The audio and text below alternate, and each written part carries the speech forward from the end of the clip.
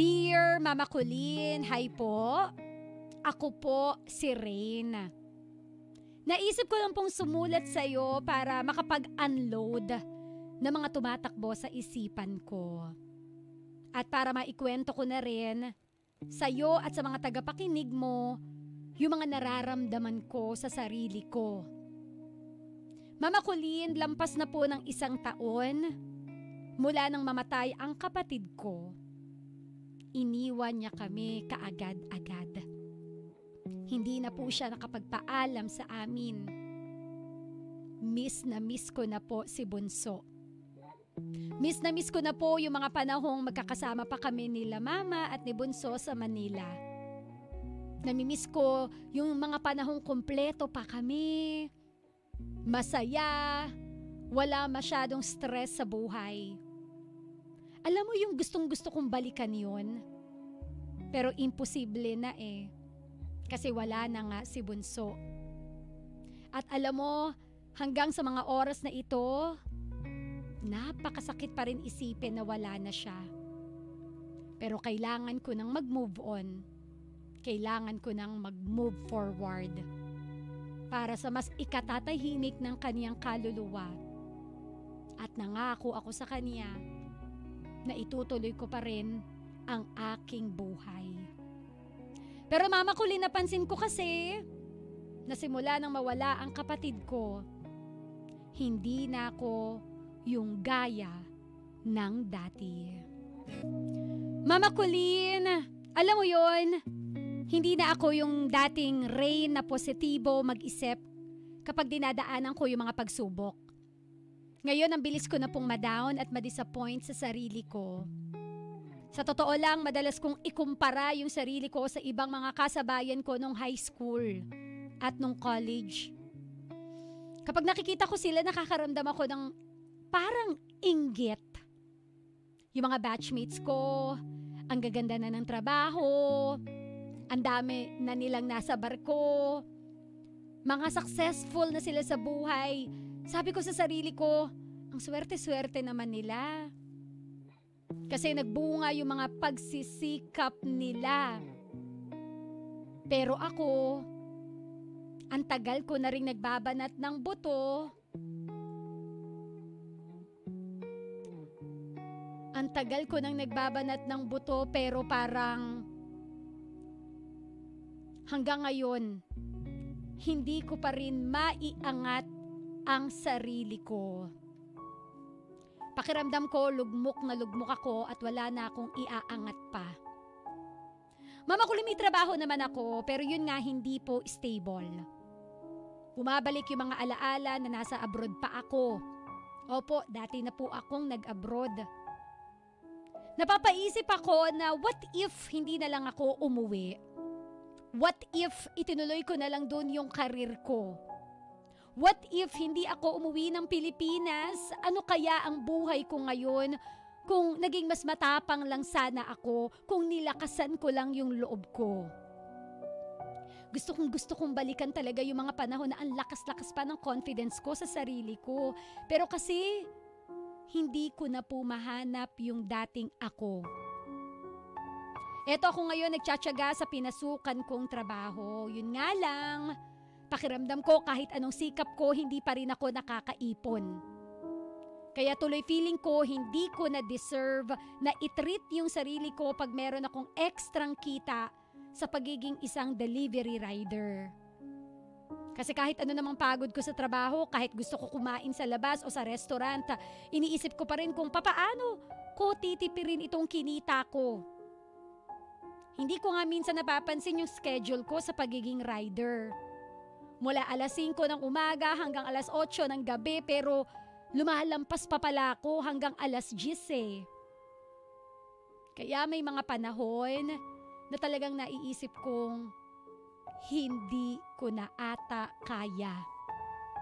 Hanggang dito na lang yata ako habang buhay at wala na akong iuunlad pa.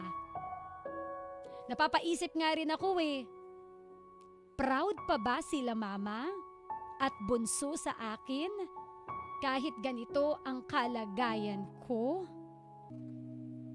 Mama Colleen, Nanliliit po ako sa sarili ko. Dumarating din po sa point na pumapasok sa isip ko na hindi ko na kaya. Na parang gusto ko na lang sumuko. Gusto ko nang bumitaw.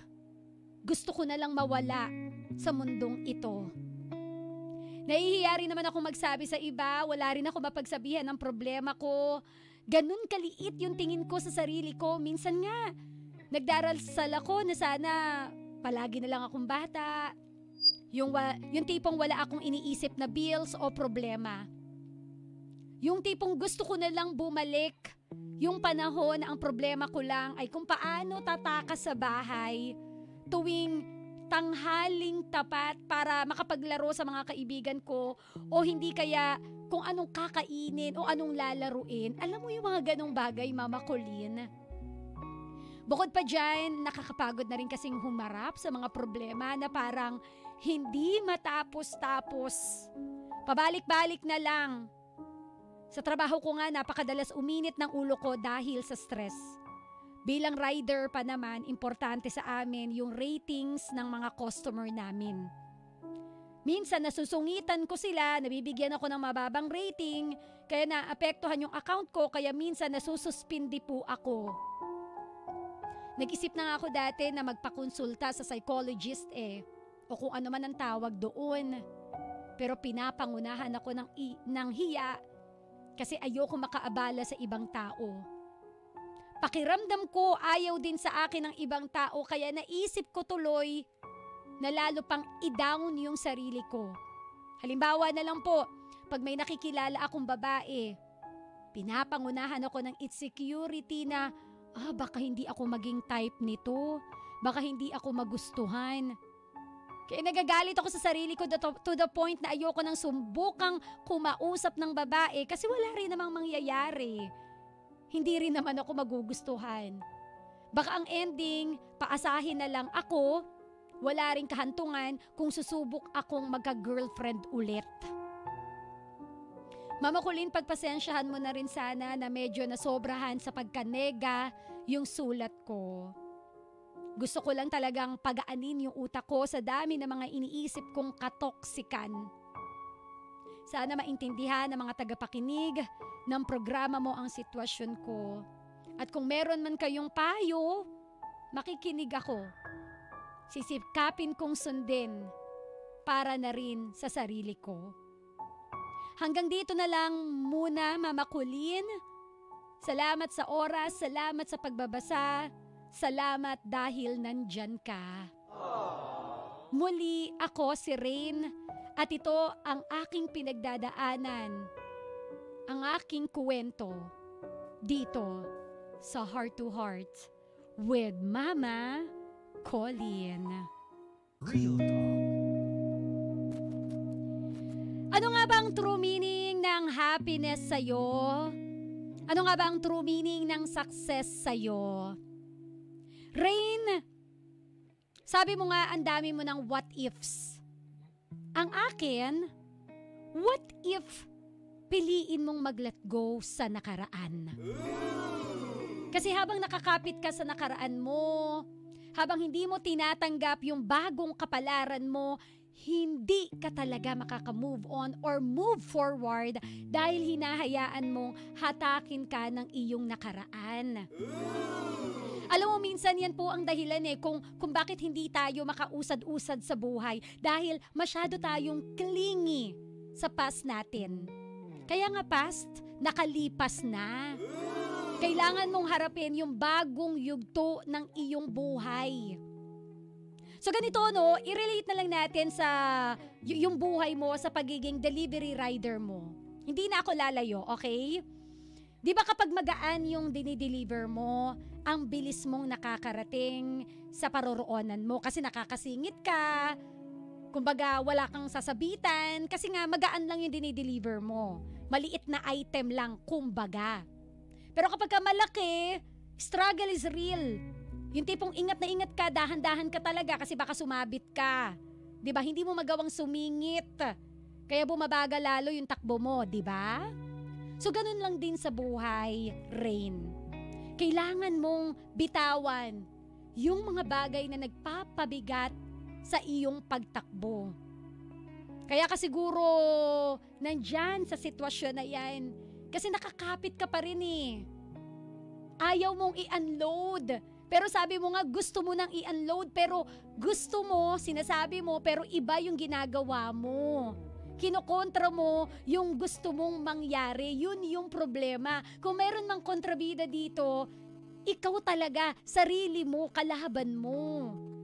Isa pa, panay silip ka sa achievement ng iba. Alam mo yung kasabihan na magtrabaho ka ala kabayo? Di ba yung kabayo, kaya sila nilagyan ng harang para isa lang yung goal nila? Ganun yung gawin mo. Kung kailangan maglagay ka ng ng ganun sa mukha mo, sige. Charot lang.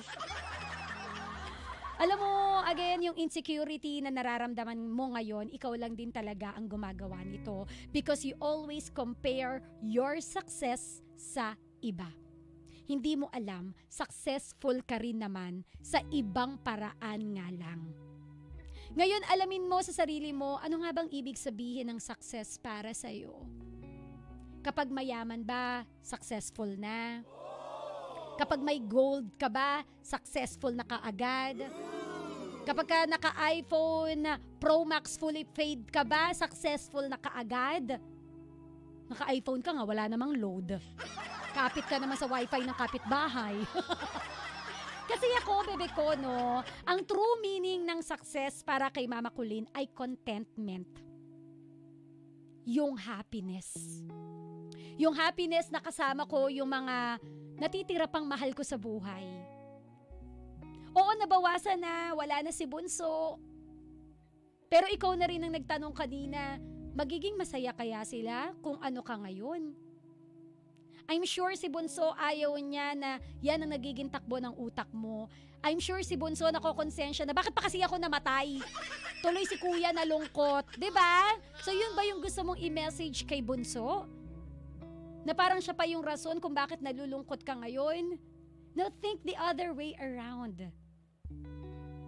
Alam mo, may goal ka na maging masaya si Bunso kung nasan man siya ngayon. 'Di ba? Ng materials, yes, it will give you happiness. Pero yung mga rason bakit nagpapatuloy ka sa buhay, katulad ng nanay mo, nandyan pa siya, di ba? Sila yung tunay na kasiyahan natin. Always be grateful sa mga blessings na dumarating sa buhay mo. Huwag mo palagi ikumpara yung sarili mo na, oh, buti pa sila nasa barko. Masaya ba talaga sila? Sure ka ba dyan? Diba? Always be grateful. Maliit man yan, konti man yan. Kasi yung konti na yan, kapag ka naipon, lalaki eventually. Minsan nga kakasilip natin sa success ng iba, nakakalimutan mong i-acknowledge yung success na meron ka. Again, yun ang reason kaya lalo kang bumabagal. Kasi instead on focusing and hitting your goals, lagi kang nadidistract sa mga nasa paligid mo. So please, baguhin mo yung mindset na yan. Mindset ba? Mindset! Now, on having a relationship, for me, hindi pa tamang panahon para manligaw ka.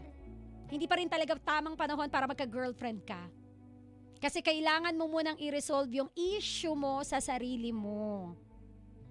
Kasi aminin ko na, real talk lang din, no? Kami mga babae, we want security. Hindi lang financially, hindi naman yun eh. We want security sa taong kayang manindigan sa amin. Yung hindi ko siya kailangang i-baby, yung kami yung i-baby niya. Pero kung papasok ka sa relasyon tapos lagi ka na lang magpapabuhat sa partner mo, mapapagod talaga yan. Kaya bottom line, you need to resolve your issue first sa sarili mo mismo. Kasi ang pakikipagrelasyon din, having a girlfriend ay sakit din ng ulo.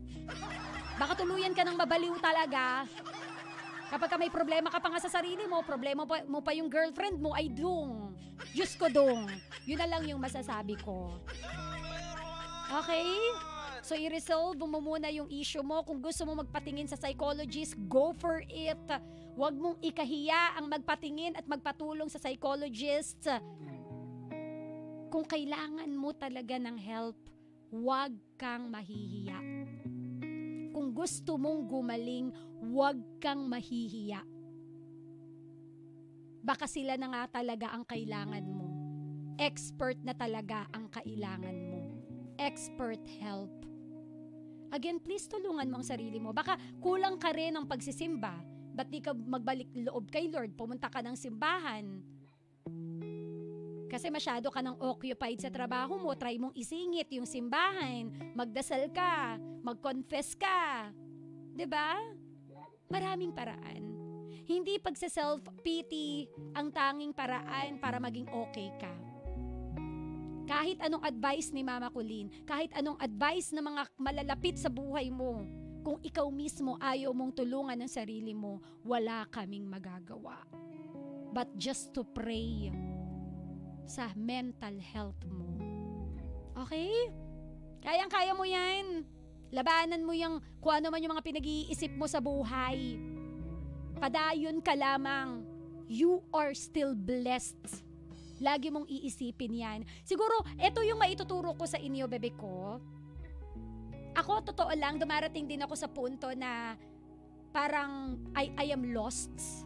Parang feeling ko, bakit ganito, bakit ganyan? Lagi kong tinitingnan yung mga tao na katulad na lang nung mga nagtitinda sa labas. Yung kailangan nilang ubusin yung laman ng takatak nila. Tapos, magkano lang yung benta nila sa isang araw? 'Di ba? Titingnan ko yung mga nagtitinda yung mga mahihirap pa. Kumbaga, yung trabaho na mas mahirap pa sa trabaho ko. Yung mas, kinukumpara ko, ganun. 'Di ba? Kung sila nga lumalaban ng patas Kung sila nga nagagawa pa rin ngumiti sa kabila ng lahat bakit ako magrereklamo? Last words, Rain. Be grateful always. In the blink of an eye, baka ang mga blessings na meron ka, mawala na ng tuluyan sa'yo. Kung baga ginto na, magiging bato pa. Alright? Kawinner, kung meron kang advice pa para kay Rain, speak from your heart sa ating pagbabalik. Ang sausaw mo ang babasahin ko dito sa Heart to Heart with Mama Colleen. Rain, para to sa'yo mula kay Basilio ang awiting Lord Patawad.